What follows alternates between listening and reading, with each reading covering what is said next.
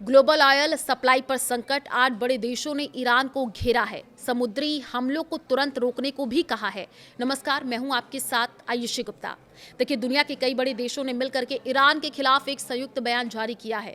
इस बयान में ईरान पर गंभीर आरोप लगाए गए हैं और तुरंत अपनी एक्टिविटी रोकने की मांग भी की गई है।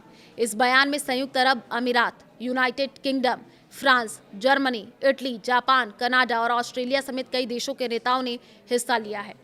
इन देशों ने ये कहा कि वे खाड़ी क्षेत्रों में बिना हथियार वाले व्यापारिक जहाज़ों पर हुए हमलों की कड़ी निंदा करते हैं। साथ ही तेल और गैस से जुड़ी नागरिक सुविधाओं पर हमले को भी गंभीर बताया है। सबसे बड़ी चिंता स्ट्रेट ऑफ हॉर्मुज को लेकर के जताई गई है। ये दुनिया के सबसे महत्वपूर्ण समुद्री रास्तों में से एक है, जहां से पूरी दुनिया का 20% तेल का ट्रांसपोर्ट होता है।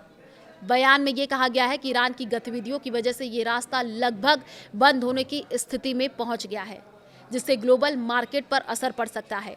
इन देशों ने यह भी कहा कि क्षेत्र में तनाव तेजी से बढ़ रहा है, जो चिंता की बात है। उन्होंने ईरान से तुरंत अपने कदम रोकने को कहा है, जिसमें धमकी देना, समुद्र में बारूदी सुरंग बिछाना, ड्रोन और मिसाइल हमले करना शामिल है।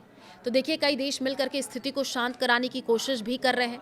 बयान के साथ ही सभी देशों ने ईरान से कहा कि वो संयुक्त राष्ट्र सुरक्षा परिषद के प्रस्ताव 2817 का पालन करे और समुद्री रास्तों को सुरक्षित बनाए रखे।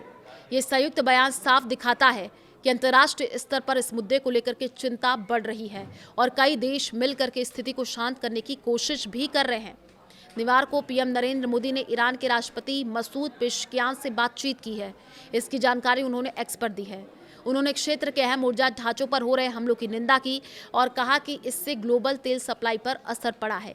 शनिवार को ही आपको बता दें कि संयुक्त अरब अमीरात के विदेश मंत्रालय ने स्ट्रेट ऑफ हॉर्मुज में जहाज़ों पर हुए ईरानी हमलों पर 22 देशों का एक संयुक्त बयान जारी किया। इसमें उन्होंने हमलों की निंदा की जो व्यापारिक जहाज़ों पर हुए हैं और इन 22 देशों में भारत का नाम शामिल नहीं है। यानी भारत ने ईरान की आलोचना करने से परहेज किया, जबकि इससे पहले भारत ने खाड़ी देशों के कई नेताओं से बातचीत करके वहां हुए ईरानी हमलों की निंदा की थी। उन्होंने 2 मार्च को इजरायली पीएम बेंयामिन नेतन्याहू से बातचीत करके उनके क्षेत्र में शांति और स्थिरता बनाए रखने पर जोर दिया था। शनिवार को भारत ने ईरान को लेकर के जो रुख अपनाया, वो पहले के रुख से बिल्कुल उलट ना सही, लेकिन अलग जरूर बताया जा रहा है।